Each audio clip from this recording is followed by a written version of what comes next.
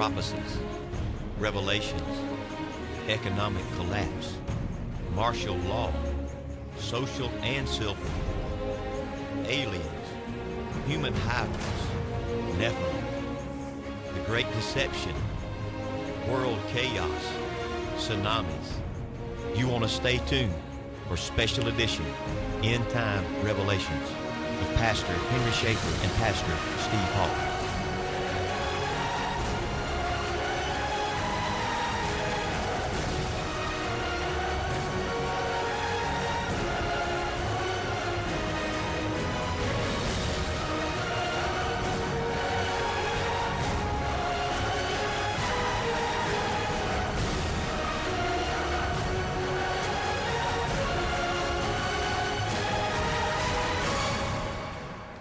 Hello and welcome, CSRA. I'm your host. Welcome to another episode of Project SEER. I have in the studio here with me the co-host or the other host of the program, Steve Hall. He's here with me as well. And it's good to be back in the studio again with our SEER project going on. I'm excited today. Just got some interesting things happening, and I know our listening audience will, well, their ears will be tingling in just a little while. That's right. And we also have some guests who are in the studio with us as well. We have Minister Steve Watson. He's in the studio with us. Minister Watson. Yes, it's good to be here today. All right, and we also have Bill Turner of Between the Pages. He's in the studio with us. God bless you, Bill. Hey, everybody, glad to be here. We got a great subject. We're going to go ahead and tell you what the subject is we're going to be talking about today. We're going to be talking about Admiral Byrd and the exploration that he made to the Antarctica. And so we're going to get into that in just a few moments. But we want to go ahead and introduce to the CSRA evangelist Stephen Watson. Yeah. He's here with us. He's got a new program coming on. It's going to be called Damascus Road. Amen. Tell us more about it. We're excited about it. Damascus Road, my wife and I had been praying and asking God to direct us in the path that he would have us to take. And we had felt that evangelizing was where God was taking us, and God just opened the door here at WUCC to preach the gospel. And when you can reach 1.5 million people in your local listening audience, and then you can reach the globe by the internet, what better way to minister the word of God? And we need more people like him. I'm just excited about what God's doing. Yeah. So you were up here and we were getting your program all set up. It's going to be coming on Tuesdays at 6:30 to 6:45 in the morning time. Yes. It's going to be on the radio there. We already got your program lined up. You were up here today getting your program done, so That's already behind us. So everyone to be looking forward to that as well. Tuesdays, 6:30 to 6:45. Yes. Evangelist Steve Watson. It's going to be called? It's Damascus Road. Damascus Road. And we'll have our Facebook Damascus Road up on the system hopefully by the middle of this weekend. And tell them where you go to church at. And also, right now we go to Word of Life Assembly. Pastor Willie Harmon, his wife Lynn, are our pastor and our covering there. When we're not somewhere else ministering, that's where we go get fed. That's right. There you go. And God has been good to us. This church has taken us under their wing. They blessed us not just with their love and their generosity, but they support our evangelistic ministry on the radio, and we thank them so much. Yeah. And where's that located? It's on Legion Road in Warrenville. Okay. So the easiest way, just tell you, if you turn on Legion Road, you can't miss it. You'll see it when you go up the hill. We'll have to get him on the radio too. Yeah. Yeah, I'd love to have. Is he a good preacher? Yes, Pastor Willie Harmon. He's anointed. That's what we need. Yeah. He's anointed. So listen, let's go ahead and get into our program. Yes. You were up here, just kind of let everybody know you're coming on board with WCC as one of our ministers. But you were up here and we were talking about Project SEER, and said you've been listening to some of the stuff that we've been talking about. Yes. And first of all, I guess what I have to do, because this came up last night. A person told me this last night. They said, "Oh, Pastor, I don't know about all them aliens things. I can hang right along with you there until you get to them alien things." Yeah. And he says, "But I do remember what you said." So here's what I told him. I said on the radio, and he remembered. All the information that you hear on Project SEER can be for one thing, can be mainly for entertainment purposes only. Yes. Or it could be spiritual. It could be spiritual enlightenment. Yes. And so maybe this is the way things really are, or these guys are just really way on out there. So you have to decide how you're going to parse this information, divide it up, and try to process this information. So with that being said, we were up here and you were talking about the things that we had been done in the past, talking about the Nephilims and all that. And you're saying, oh, Brother Schaefer, I didn't know y'all were into all that and everything. I says, well, we've been studying it, especially, after the recent events that's been happening to all of us. God's just really opened the door up to the studying the Nephilims, the demons, and the aliens, and how does this fit in our culture, especially in the Christian culture? How does it fit in there, and how do you reconcile? That's the word. How do you reconcile? That's a term that they use in accounting. Mm-hmm. How do you reconcile all this information and put it all together to make sense? Because you just can't leave it out there and it doesn't. Right. It's not out there. I mean, even if you talk about India and the Kali and all these different Indian gods that are out there, how does that reconcile with the Christian faith? Somewhere along the line, you got to play. Is it a true religion or not? Is it God? Is it another version of God? You have to reconcile every piece of information based off the scriptures. Does that make sense, everyone? Yeah, absolutely. So that's what we look at. So you were up here and you were sharing some things. So my question to you is, and to be able to share with the listening audience, tell us how you got into studying the Nephilims and how you got into studying these different things. I'm 61 years of age now, and I had a grandfather and a daddy that were both ministers of the gospel. My grandfather, he built the first Assembly of God church in Huntsville, Alabama, and my dad followed suit with ministering the gospel of Jesus Christ. And we went to Turkey when I was a boy, and I got to see a lot of the world over there. I played kickball in Tarsus on the streets that I can still remember to this day. But one of the things that I saw over there is a lot of manifestation of God's hand moving on people.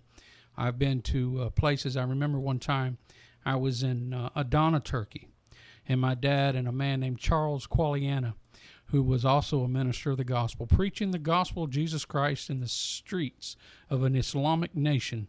And I remember they didn't walk around in fear. Now, it's a fearful place now. There's a lot of things like beheadings and Christians are persecuted. But my dad, he didn't seem to even, I never saw fear in his face when he preached. And so while we were there, I remember one time we were in the Ulus, which is a place where they still sell and market just like they did, 1,000 years ago. And if you want a goat, they'll kill it right there, and they'll cut it up for you and take your meat home and cook it. And but while we were there one day, I remember there was a woman tied in a chair, and she was screaming, and she was just making all kinds of distorted facial features and things. And my dad spoke Turkish fluently, and my dad received that gift because he prayed and asked the Holy Spirit. He said, how do I minister to these people if I can't even speak the language? And God gave him the understanding of the language, and my dad was speaking Turkish in 6 months fluently. Wow. But I remember that this woman was possessed, and she was in this chair. And I remember Brother Qualiana and my dad asked some of the Turkish men that were standing there. He said, what is wrong with the woman? And they said, she has demons and she has spirits in her. And my dad said, may I pray for her? And they said, are you a holy man? My dad said, yes, I'm a man of God. And my dad went over to her, and I remember they prayed for her, and all of a sudden, the woman quit screaming, and she quit having the distortions in her face. And I remember that my dad said, untie this woman and take her to a place and let her rest. He said, Jesus has healed her. And they took her out of the chair, and she left. And I was only probably 8 years old. But it fascinated me to see this and witness it. I didn't understand everything at that time, but later I would. And I think the things in the mysteries of God was enveloped into me in that time. My dad preached Revelations. We'd be sitting at the supper table, and he would say, Stephen, what are the 7 candlesticks? And if I didn't know the answer, he'd say, go find out. And I said, well, can I finish my food verse? He said, no, stop. Go get a Bible and come back and tell me what the 7 candlesticks are. Yeah. And so I had that drilled into me. Yeah, I know what the candlesticks were next time. That's right. I'm not going to have to get up from the table and leave this hot meal. But there was did your dad study about Nephilims? Did he really know? Did he know that? Yes. He one time I recall he was talking about it, and there was a certain woman that was there, and she said, "Oh, Brother Watson, I just don't believe in all that." He said, "But it's in the Word of God." Oh, Bill, say it. Is it in the Bible? It's in the Bible. It's in the Bible. That's in the Bible. It's in the book, brothers.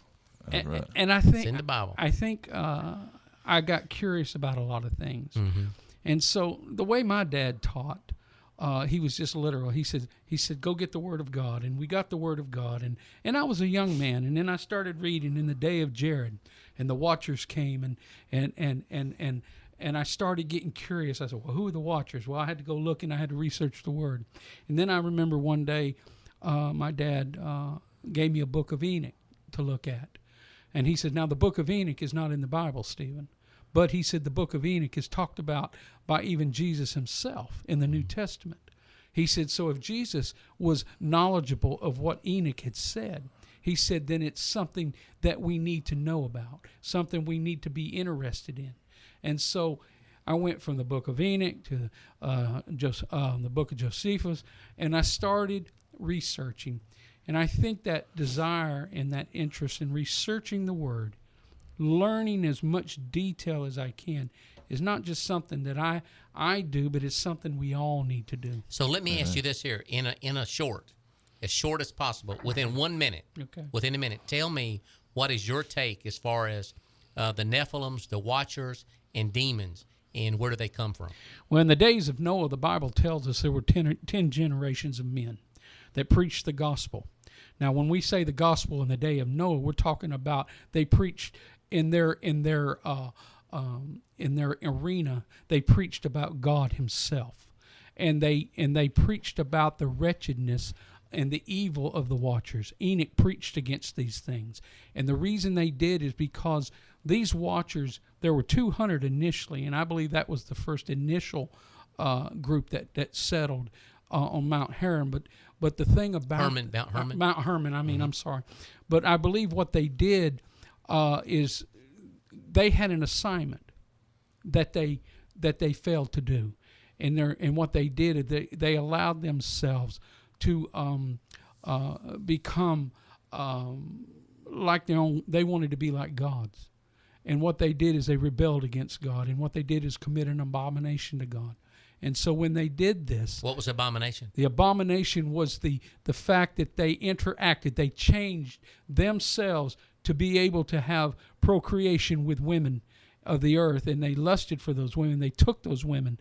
When they did that, the offspring... You just lost most pastors. You know that, right? The offspring itself. Right there in Jude, there in the Bible. The Bible tells us they gave birth to giants, men of renown. And the Bible says in those days there were giants, and then afterwards. And so I got to questioning that, and I started wondering, why do not preachers preach about this? It's in the Word of God. If you don't know what happened between the time that Adam left the garden and Noah was saved from the flood, if you don't know what happened during that period of time, then you do not understand fully why we have such a battle against the demonic spirits of this day. Man, he's doing all right, ain't he? Yeah. He's right in there with us. There you go. So we're saying that the angels came down, mated with women, they had children, they died. Yes. What happened to the spirits? Those spirits had to find a place. Yeah. They had to find a place to go to, because if they didn't, they would have to go to a dry place. Mm-hmm.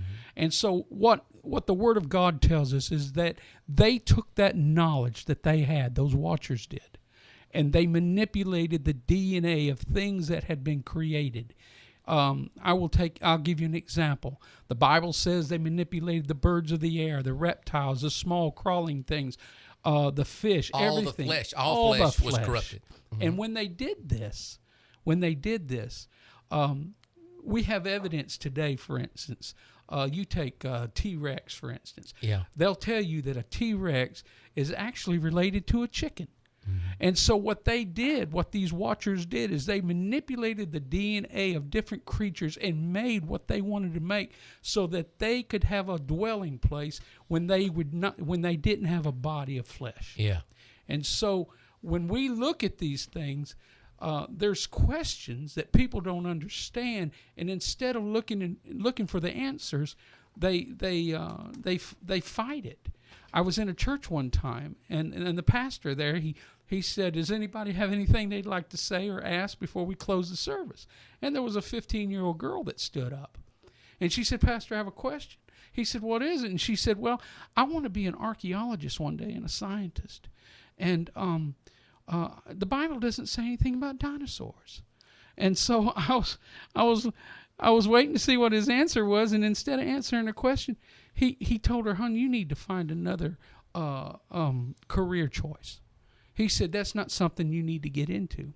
And it upset me because he didn't give her an answer. Yeah. And so I got to research it. And I looked in Job, and you go to Job, and here God is telling Job, "What do you think of my behemoth here?" Mm-hmm. He says, "Look at this. Look at his bones. They're like a cage, and his tail that's like a cedar." And I got to looking at that, and I thought, what's that describe? So I asked somebody, and they said, "Oh, he's talking about a hippopotamus or an elephant." I said, "You ever seen an elephant with a 35-foot or 150-foot tail?" I said, "A behemoth, a cedar is one of the largest trees there are." Yeah. And they used cedar trees as a measuring tool at that time. Yeah. And so God was bragging to Job about this creation. He said he eats grass. He sits under the trees, and nothing can hurt him. So remember, you and I were talking about this. Yeah. Was that if the dinosaurs were that large and they were here on the earth walking with men? Yes. Which we believe is that God created them herbivores. I believe that they were not meat eaters. They weren't. But when the Watchers came and they mixed DNA with reptilians, some type of reptiles and birds or whatever they mixed together, then because of that coming together made a creature that really hated. Well, and another thing too, I just thought about this here. And just say the creatures that they created so that they could inhabit those things did have the teeth of big man, but just say that they were demonized. Yeah. They were demonized. Yeah, they become carnivorous. Then they become carnivorous. Maybe you understand what I'm getting at? That was the demonization. That could be a mean machine. Exactly. Yes. With a demon driving. Might have mean chicken. That's a bad chicken. Yeah. So we're just saying. So what we're saying is that these things that we know is supernatural, that you start taking that and you got to start expanding your questions and reconciling even dinosaurs and all these different things to where we've been speaking about in the last few weeks about how the Watchers and about aliens and about their technology and the different things that the demons creating bodies, like for the animals getting in. So they've created bodies through manipulating DNA and things like that. So let's talk about current times. Correct. Current times, we're talking about now if we believe that there are alien technology and that it is demons that's doing all this, then we know that they have been interacting with mankind. And we saw a huge interacting with mankind during the Second World War. Correct. When it was with the Nazis. With the Nazis, how that they came in, and even with the different Nazis, that they had technology that was so far above everyone else, even rocket technology. Yes. But if you go back and you look at some of their history, they even talked about some of the flying saucers and some of the pictures that they have. So when the Second World War, I'm trying to pull this together, when the Second World War ended, many of these, we went in and got a lot of the Nazi scientists ourselves. Project Paperclip. Russia got a lot of them. But some of the Nazis escaped. That's right. And they know that a lot of the U-boats and different things like that escaped, and they went, and that's how we're going to pick up our project today, is that how to reconcile all these Watchers and Dephilims and demons and all, that they just didn't disappear. No. But they have been interacting with mankind all the way through. So, Steve, I'm going to get you to help me pick it up and how we're going to go into talking to Admiral Byrd. After the Nazi war, then some of them escaped. And then there was an assignment by, was it Truman? Was it Truman? Was he the one? That they had an assignment to go and It should Forgot have who been the Truman. president was. Was that him? I think it was. I think it was him. But I'm not sure. Okay, Yeah, but because anyway, but he had an assignment. Roosevelt passed, and then Truman jumped in. I think so. He had an assignment to go and capture the Nazis who had escaped, which a huge force, and they went to Antarctica. And now we're going to talk about this is information that you can find anywhere on the web. That's right. Yes. This is an operation that existed. It's real, and it's There you go. documented. It's footage. You can And- get actual footage from the ship and That was even there. part of the battle. I haven't been able to relocate it, but I have seen with my own two eyes footage from the battle that went on, and I'll have to get to that in just a minute. Okay, after I so get go started. ahead. I'm gonna go ahead and let you Oh, pick it up, Steve, and drive because it from Admiral there. Byrd believed that the poles were important in any war type situation. He was afraid that we would be attacked by one of the poles. Well, what we're doing, why are we studying, why are we looking at the Antarctica and what Admiral Byrd did is because we're looking back at the interaction of these demonic creatures that Hitler and his group summons these demonic people, these demonic creatures, to help him in wartime. And he got information.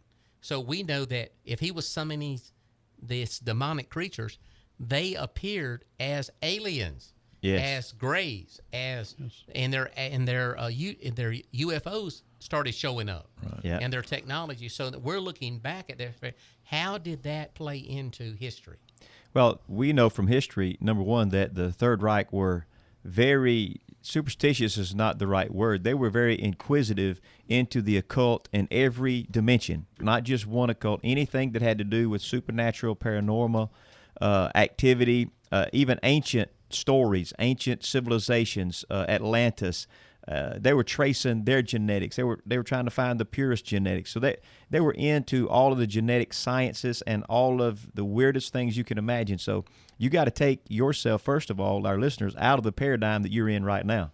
You have to think beyond what you know and what you've seen in your lifetime, what your grandfather's seen in the farm that he came off of, and broaden your horizon a little bit, because that's where we lose most of our listeners. Yes. Is it because they've never seen it, heard it from anybody else, and it doesn't fit in their paradigm, they just dismiss it, which is really staying in ignorance, willful ignorance, as what I Yes. call it. That's why we got this program. So this program is to help you get out of your comfortable bubble. Well, Get out and see there's more that you need to learn, and this is one of them that we need to look at. one of the things that took place during the period of time that Hitler did what he did, he gave literally the doctors and the scientists that worked under him, they had free reign to do anything they wanted to. Yes. The things they did and the way they treated the human.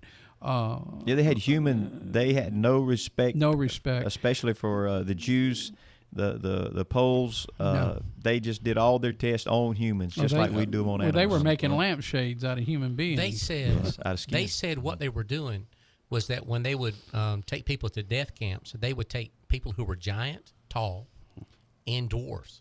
Right. That they were so enthralled with that because they knew that there was something different about that group. Yeah, they love twins too. And that's what I was getting at. So they really got into the DNA manipulation to be able to find out how were twins created.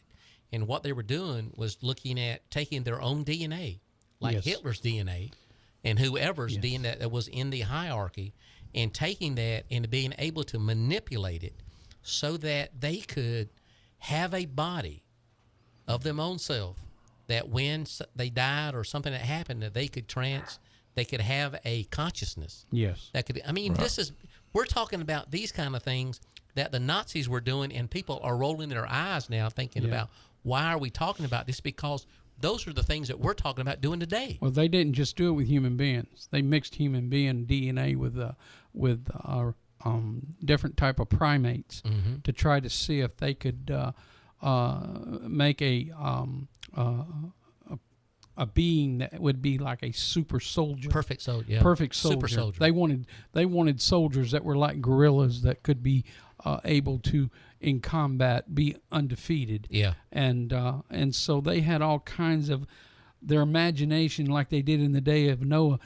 It was sinful and evil at all times. And what we got going now in the world today is what people don't realize is this stuff is going on behind the curtains, but now it's slowly being revealed. And we're finding, you can go on YouTube and they show where they've mixed this one type of lion with this one type of tiger, and Called a liger. Yeah. And so they're mixing DNA. And if they were doing this in 1940, look what they can do now. That's right. Yeah, and all that's secret science is kept underground because they don't want you to know the terrible things that still go on. Yes. They keep us in the dark. But the paradigm that we want to bring kind of into our focus right now is in 1947, Admiral Richard Byrd was commissioned by the United States to go to Antarctica with a huge fleet. I mean, he had an aircraft carrier, he had an icebreaker, he had a battleship, he had 2 submarines, he had over 4,000 personnel with him, aircraft, helicopters, landing craft. When he landed, he had all the stuff you'd need to go across the water and across the land, all ice related. Let me tell you one thing that I saw that he took down there. Mm-hmm. This thing was the size of one of our earth movers. Mm-hmm. I don't know if you saw that equipment or not. I don't know if I saw that. As I studied this, and I don't remember the name of it, but it was the size of an earth mover. Right. You know how the big, huge wheels, I mean, the big ones, they made that specifically for him. Okay. To go down there, and they put it on a ship and sent it down there with him. And now this thing was paraded all over America that it was going there. Yeah. To do the exploration. When he went down, it got on a ship, it got down there, and in history, it disappeared. Yeah, I remember seeing it in any clip. Absolutely disappeared, and they don't know what happened to it. But all the things that he took down there. Was it a borer or, earth borer? No. It was a four-wheel. It was a four-wheel just a vehicle. on ice exploration vehicle that had the wheels that large. There was nothing built like. There was nothing built to this size, like we have today. It was made to go there and explore the top of the ice. Yeah, he had a unlimited budget. He was given anything he wanted. He was given 8 months to go to Antarctica to get on and get the research done to try to find these Germans, and that was the cover-up. He himself, in an interview before he went, said that this exploration had a military backing. It was military purpose, but there was a two-prong. They wanted to go in exposition because he'd already been there one time. Yeah. He wanted to go back. He wanted to do some more exploring with more abilities, not a small group. Did something happen to him as he was going into that place? Well, that's what we want to get to, because the Nazis had beat us there by 1938. They were already trying to get a foothold and a base in Antarctica. They were already building a base, or most people say their first visit there was 1938. They were talking about taking over the whole world. Well, yeah. Nazi world domination. It just wasn't Germany over there. And they were smart enough not just to have Plan A. They had Plan B and Plan C, several contingency plans. So if things didn't go as well during their wars they wanted it to, they could go over here, regroup, and come back and do it again. They were determined. The Third Reich was determined. They were going to rule the world. Right. And if it wasn't in 1940s, it would be 1950s or 1960s. And they knew that just because they defeated Germany, or they say that group surrendered, they knew that the whole group hadn't surrendered. Yeah, because there were like 20. There were actually 30 submarines that went missing. That was the Nazi submarines, and they had the snorkel, the newest version of their submarine, so they could stay submerged for long periods of time. Mm-hmm. Right. And these are the ones that got missing. At least 25 of them. I think they accounted for 5 of those. So 25 of those were still unaccounted for, and many of those near the end of the war were seen headed towards the Antarctica. Mm-hmm. So there's many sightings that said, they were headed that way. Now that's the cold place. It's covered with mountains of ice. The other one's Antarctica is the warm one. Arctic is same thing. It's cold too. Iceland is the Iceland warm is land. actually Iceland that's is actually pretty. That's opposite right. Greenland, That's right. Exactly. Greenland is the cold one. That's right. There we go. One of the things that people don't really realize too is how close that is to Argentina. Right. And we know that for fact there is suspicion that Hitler never did die, and that he did make his way to Argentina. They can't say he didn't. They can't prove that he did. Not in the sense where we can prove it, but we do know that there was Nazi generals and soldiers that did go to Argentina, and we do know that they went to Antarctica. That is a known fact. And they lived their lives out there. They lived their lives there, and so a lot of the things that we don't know raises questions. One of the things I really get irritated when people talk about, oh, you're a conspiracy theorist. And it's not that you're always a conspiracy theorist. What it is that sometimes you want to know the truth or the whole story to something. And when you don't get the whole story or you don't get the whole truth, then you leave gaps for questions and deception. Amen. And that is the problem in our world. It's been that way forever. You have for instance, you have a Supreme Court justice that dies. They don't do an autopsy. Yep. He dies alone. He dies without anyone there. But then you have a singer, a rock and roll singer like Prince. He dies just like the judge. Yeah, and they did an autopsy on him. Yeah, but it was done right away. Yeah, and when I was a policeman for near 20 years, I don't remember one time. Did they do an autopsy? They did do an autopsy Yes. on him, but they cremated him right away Yeah, too. I don't. But at least they did the autopsy. Yeah. I don't remember one I time wonder who as a did the policeman autopsy. in 20 years that they didn't do an autopsy on somebody that didn't have someone with them when they passed away. And the same thing as far as getting back to Hitler, that Yeah. they don't really know for they sure. didn't do no autopsy. Yeah, on, they don't really know for sure. They said Well, they the found, Russians kept Hitler. Yeah.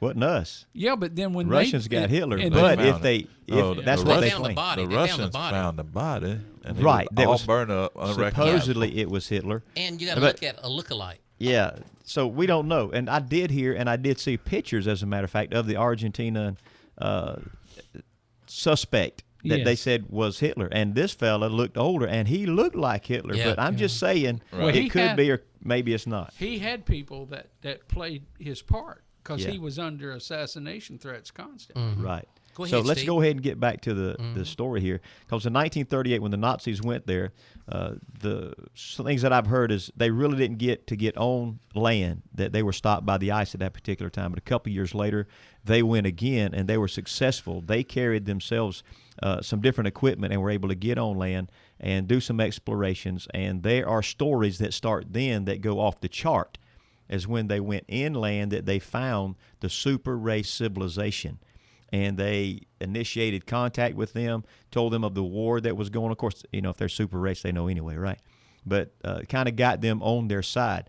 And furthermore, there was a third one that went, and they say they actually started to building underground military, what would you call them, bases there, so they could build these new type ships and get ready for a second phase of a war that didn't look like they was winning when we got to 1940 and those times.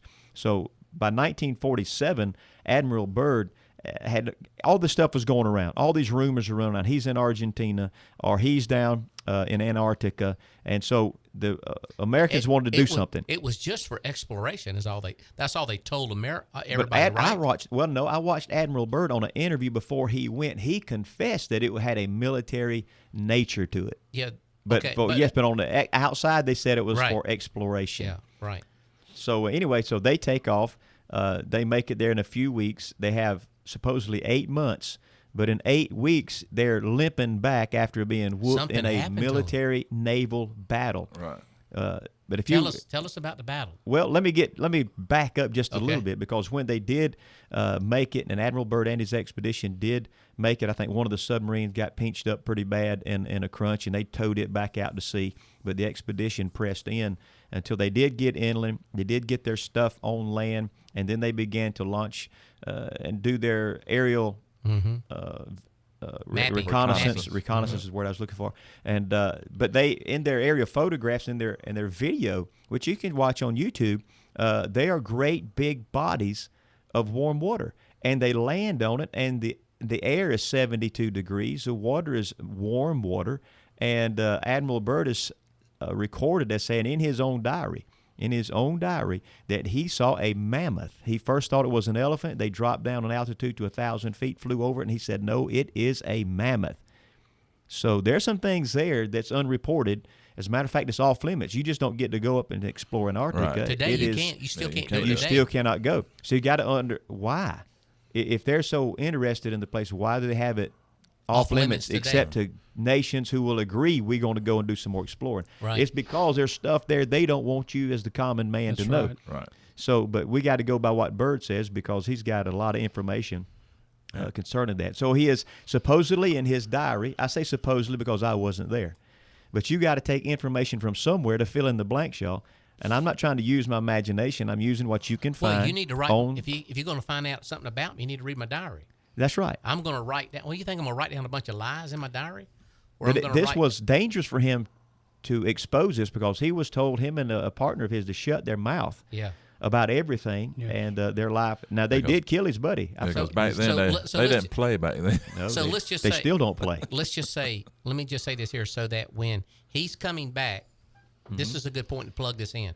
When he's coming back after what he saw, when he's coming back, he stopped at one place and gave an interview. That's right. And when he gave that interview, he talked about alien spacecrafts. Yes, he did. He talked about flying war from pole to pole. Yeah, there were spacecraft to go over 2,000 miles per hour. I think it was in Argentina when he did that. I think he did. So he gave that interview over the radio. Might have been television as well, but because that's recorded. Got it on YouTube. And then the next time he does an interview, he's in the United States. They tell him to shut up, zip it, and Admiral. don't tell nothing. Don't say nothing about what you've seen. But he's already let the cat out of the bag. That's how we know that something happened. So now we're telling you the end of the story, but he's moving into something that he saw. Tell us what happened. Okay, that's going to get deep. So you put your radar up and go into a different paradigm with That's right. And remember, this is all entertainment. And this is Project SEER. Hey, if you can't accept a different paradigm, for you it's just entertainment. You can laugh at it. But for me, I've done enough research on it. I give it some respect. Yeah, and I look at it this way here: if they're talking about UFOs, and aliens, and grays, and demons, and the Third Reich, and witchcraft, and horoscopes, and those type of things, and plugging into the supernatural. That's right. Then you've got to listen to what he's saying. That's everything Hitler believed in. Exactly. Yeah, and practice. Right. Wholeheartedly. And all I'm saying is you got to open up a lot of doors into different paradigms that Hitler had access to, the Third Reich had access to, that you don't know anything about, and that's why we're so dismissive about it. Let me tell you one of the things that I saw so supernatural, because I know we're going to talk about Admiral Byrd, but how Hitler was so had a hold on him about the supernatural, especially with objects in the world that had significant occult spear power. Of destiny. All the stuff. There was the spear. Right. Remember the spear? Correct. Yeah. And there was the spear, and I'm not sure if they said that was a spear that pierced it. They believed that pierced Jesus. That's what they thought it was. And that when he got in front of that case, where he went in and had captured that city, where that object was at, he went and stood at that place, that object, and there was a manifestation of a spirit that came out of that spirit and went inhabited that body. Yeah. That they saw that the same happened to him. So he would get near these objects and believe that he was the embodiment of that power. So, whether you believe this or not, then, and pastors who are sitting out there listening to this here, you don't have a clue of the supernatural realm if you can't understand possession and in people and around people and through people. So now they're in Antarctica. Yes. And these aliens are there, those grays are there, and Admiral Byrd is going in to find out. He don't really know what he's getting ready to get into. Yeah, they have many flights that they take over. Some of his airplanes mysteriously fall straight down out of the sky, as if they lost all of their, what would you call it when you're flying, the airlift, the lift, and then some of them, he said, would hit like a mountain, an invisible barrier, and absolutely disintegrate with no obvious, like a force field. And so they started speculating, there's an energy here, there's a presence here we don't know about. Well, that didn't stop Admiral Byrd. He was a very brave man. And if you do a character study on this man, you see this was a good, honest, brave American. And what he did, he got in his own plane. He's flying like everybody else. And he gives this in his documentary of his own life, of his own time there in the Antarctica. And he tells a story when he was flying that suddenly the atmosphere changed. They had to adjust altitude because of the turbulence. And then suddenly it's like he lost all control of his own aircraft, and it was taken over. Tell me what like happens. A tractor beam had locked onto his plane and told him just to relax. He would be okay. And then these saucers, UFOs, came up beside his plane and guided him down to the ground. He had no control, and it dropped him straight down, just right on the ground. And then he came out. He was greeted. He was taken in the earth, and there he met several people, not of our race, but talked to him. Beings, as I think he described them, and talked to him about Earth's danger and the danger of the nuclear war that was going on, and told him they wanted him to go back and represent their kingdom and tell all of the people who were working on the nuclear race to stop it, because this was detrimental to the welfare of all beings on the planet, that they needed to stop what they were doing. And then they treated him kindly, and they lifted his plane back up to a certain altitude, and it went on back, and that was his story. Now and then when he gets back, of course, he understands that there's power and force here him and his men cannot deal with. They have no way to fight it, so they start packing up all their stuff. They get it in their ship, and they are leaving only in 8 weeks. They had 8 months. They were defeated. They were absolutely defeated, but they ain't fought the battle yet. Yeah. But the battle is coming.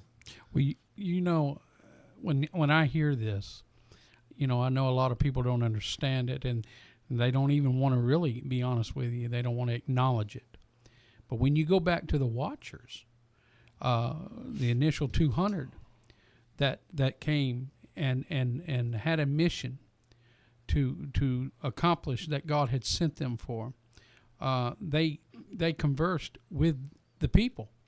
They were to teach people how not to just exist, but to how to improve in knowledge.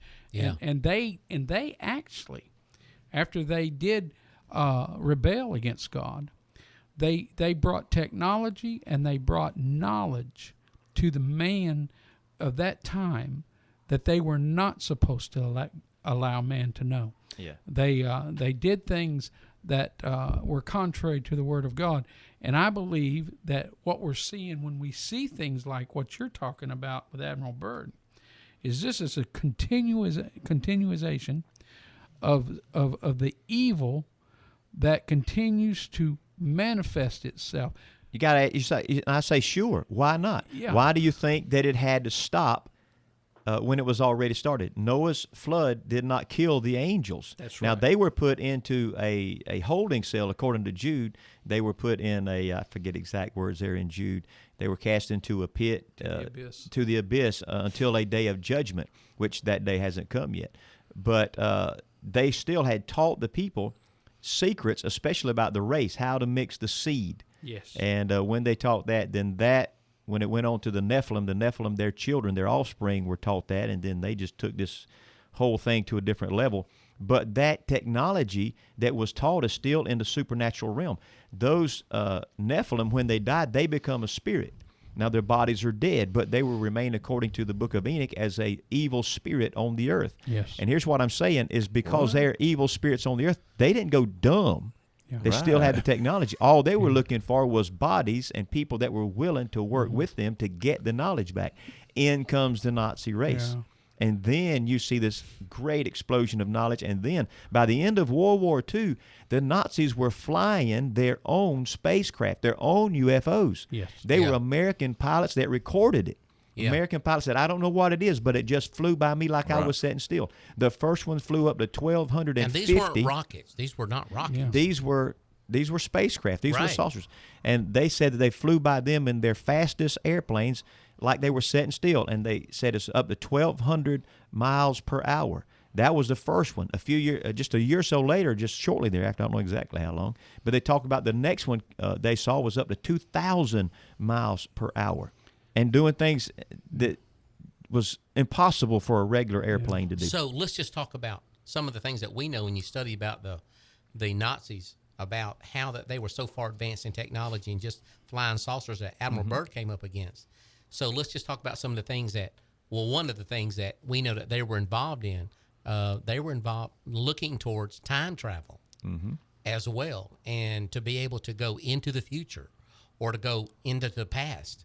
And going into the future was a whole lot easier than going into the past, because they knew that if they changed the past, they believed that they did some things already, and that they had the devices to do that, and those devices was taken with them to New Schwabenland. Yeah, New Schwabenland. Which was the German name for what they were building in the Antarctica. It was the new motherland for the superior race They that took was all going their secret technology and Yep. everything. Yes. They didn't. That's when we got there to Russia.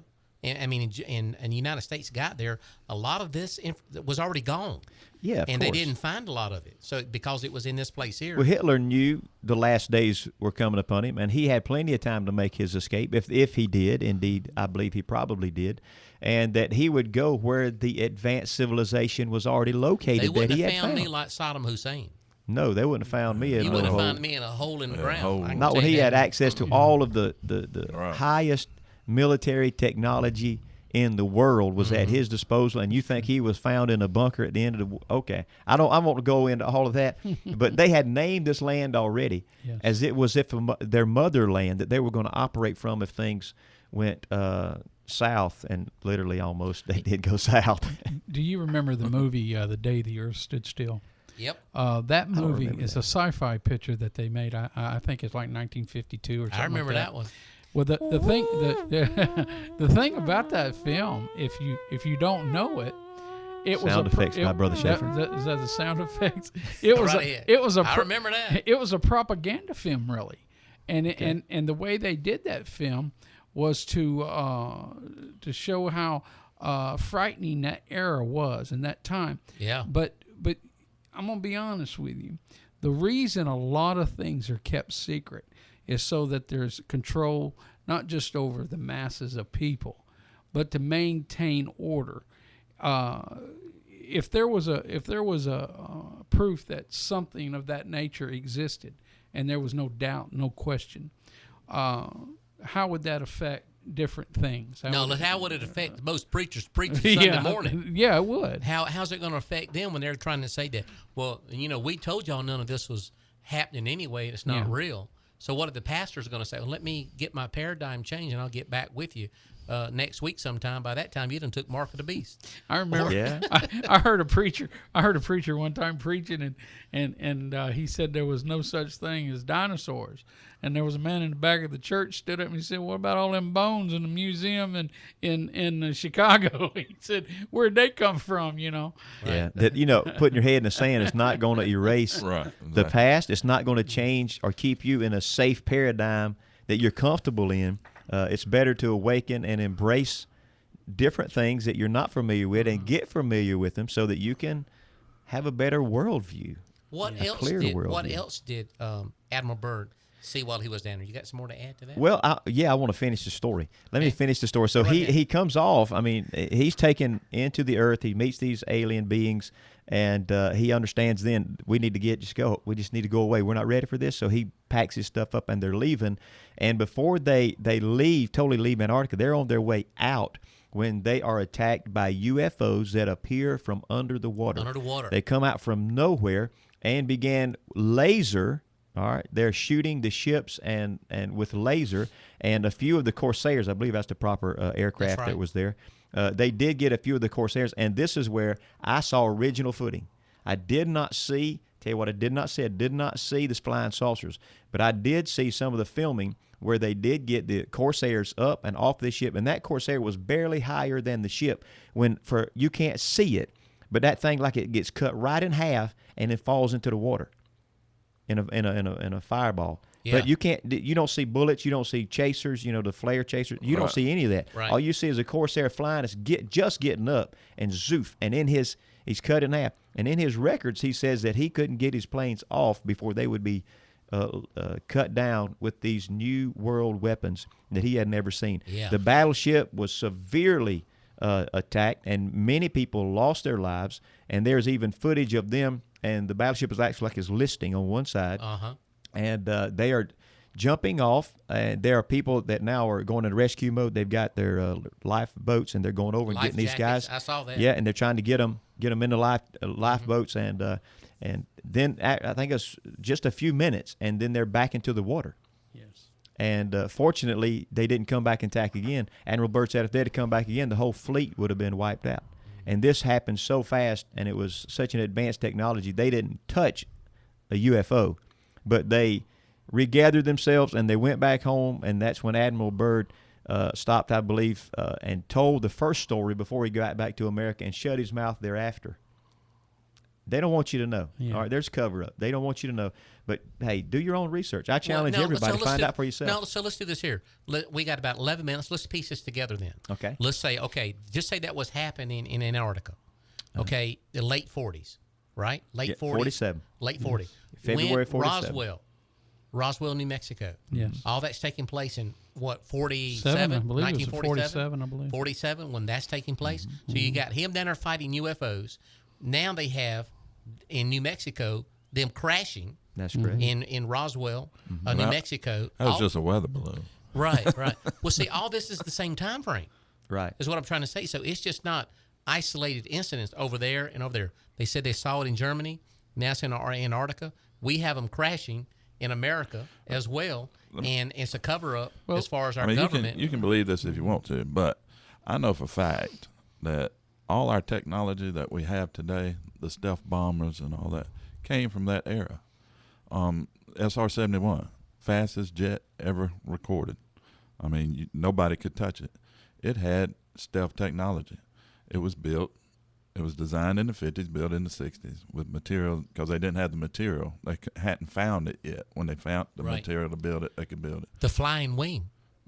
Remember the flying wing, the flying wings that they had that they developed wherever the technology came from? But they couldn't fly it. They couldn't fly because they had to have computers to fly. Right. So then they resurrect something from the early 50s that we fly now as a flying wing, and it's one of our stealth bombers. Yep. Yes. And it don't matter what you think, or if you don't believe this, whatever.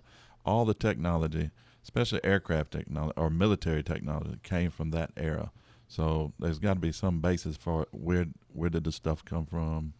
So. Well, a lot of people don't know a lot of things. I didn't know it until recently. There is a United Nations base sitting right on top of Mount Hermon. Why? I mean, the Jews themselves have said it's a forbidden place. Mm-hmm. And so the United Nations plants a flag on Mount Hermon and sets up a base there.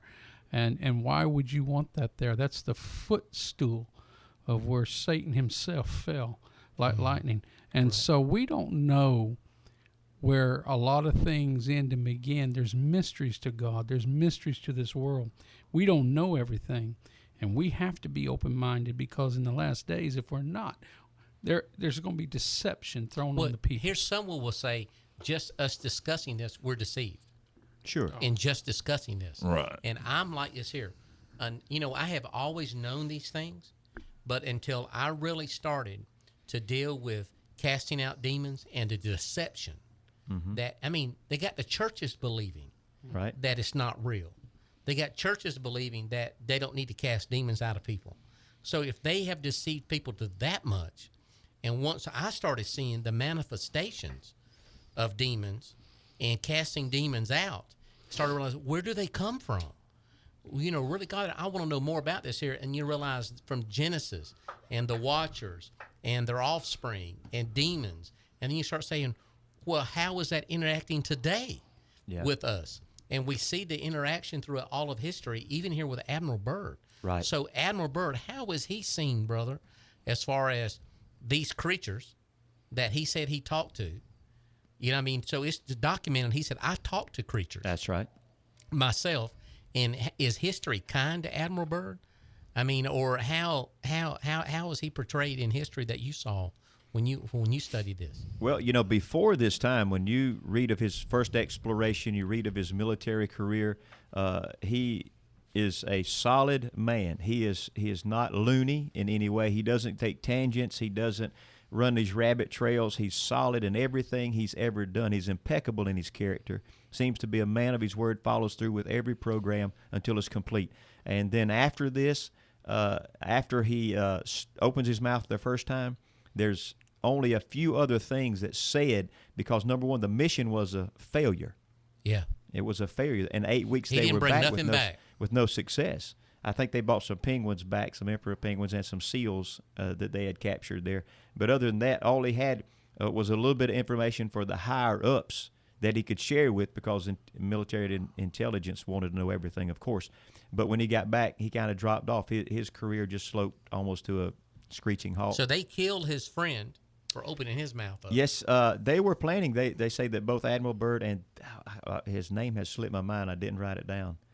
I can't get it back now. No need to try right now. You know how it is when you're under pressure. You can't pull stuff up for nothing.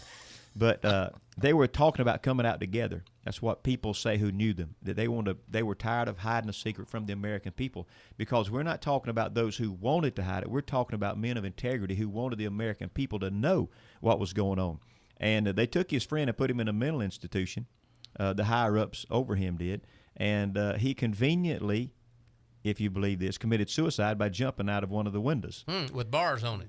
Well, I don't know if it had bars on it. All I know is that he conveniently, maybe in a nut house. Oh, yeah. but everybody who went to see him during his time of mental incarceration, if you want to call it that, said he was in good spirits. He couldn't wait to get out. He was ready to go public. As soon as they kind of cleared him, well, they cleared him all right from about 100 feet off of the ground through a window. Well, you know, and then Byrd never said a word. I wouldn't have said He nothing didn't either. say anything else after that. No, But you know, when you look at that, You'll go find yourself. You know, you have preachers that don't, you know, they won't agree with you about these things. But the thing is, you know, Moses, he wrote about the watchers, and he saw it.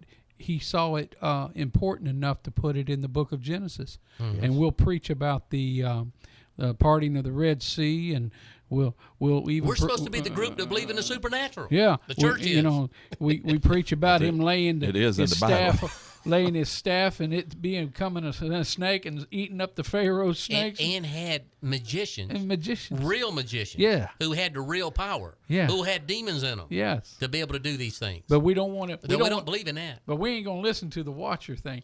What you got to realize is that you can't pick and choose the word. If it's in the Bible, it happened. You believe the Bible either from the front to the back completely, and that it is the Word of God, or you don't. Do our disclaimer. Man. Can I do the disclaimer now? Yeah, run it through there one more Our time. disclaimer is that this is totally for entertainment purposes only. This does not necessarily reflect the views and opinions of the owners and the staff of WUCC 99.9 FM. And also, this could be entertainment. This could be spiritual enlightenment or any other thing that you would like. You need to decide yourself what this is. Go ahead, Steve. And this is where I like to always throw in, I challenge you not to take a word that we've said at face value. Go dig it up yourself, because then you'll be convinced not because of what somebody tried to talk you into believing, but you'll take what you find and you can make your own conclusions. And when you do, call me. Yeah, don't go to just one site. Go to there's a several lot of sites. information. Yeah. Here's the thing. Lots of it. Is I believe that he saw something there. I believe that he saw flying saucers. It's documented of those kind of things. And go ahead and make another statement, because one day we're going to do this program too. I don't believe we went to the moon either. So anyway, with that being said, And I believe in Bigfoot. I believe in Bigfoot too, more than I ever have. I just want to say any exploration that involves the United States government is for military purposes only. Yeah. So they don't care what they don't care if they find Jesus there. They're going to use him somehow for the military. And let me say this: I always tell my churches, I tell us, you cannot trust the government. Nope. Yeah. You cannot. I'm a Christian, and I don't trust the government. I'm the first one to say I don't trust the government. Steve said that. Yeah. I think that's in the Bible. Well, you know, Book of Steve. there's so much that's happening right Yeah. now, so you need to be alert. You know, they're getting ready to build a temple to Bel in New York, and a temple to Bel in London. All over the world. All over the world. They're doing stuff. Yeah. Got about 3 minutes. Everybody? Yeah. Bill, you got something you want to say here? Well, I mean, it is what it is. You can believe it or you don't. But I've seen enough in this world in my travels that there's a lot of stuff out there I did not understand once I started researching, because the internet is a wonderful tool. If you see something you don't believe that's so far-fetched, go to a different site. You've got people saying similar things, but one will be way out there that's not true, and all they're doing is trying to falsify the stuff that is true. Because for every truth put out there, you have probably 100 untruths by the government shoved down there. That's right. Because they don't want you to believe in UFOs. They don't want you to believe in any of this. So. And demons, brother. Yeah, and All right. Well, make thank a swap everybody for listening, and we look to see you next week on the same SEER program, Thursday, 2:00. All right. Hey, man. Brother Steve, you got something there? Oh, it's good to be with y'all today. Thank you so much. God bless. All right. Thank you so much for tuning in. I've been your host, Henry Schaefer, along with Steve Hall. Study to show yourself approved unto God. Don't be deceived in these last days, and have a great weekend. For tuning in today, we've been your host, Henry Schaefer and Steve Hall. The end times are here. Anything is possible. Are you ready? Don't miss the next episode of Special Edition, End Time Revelation.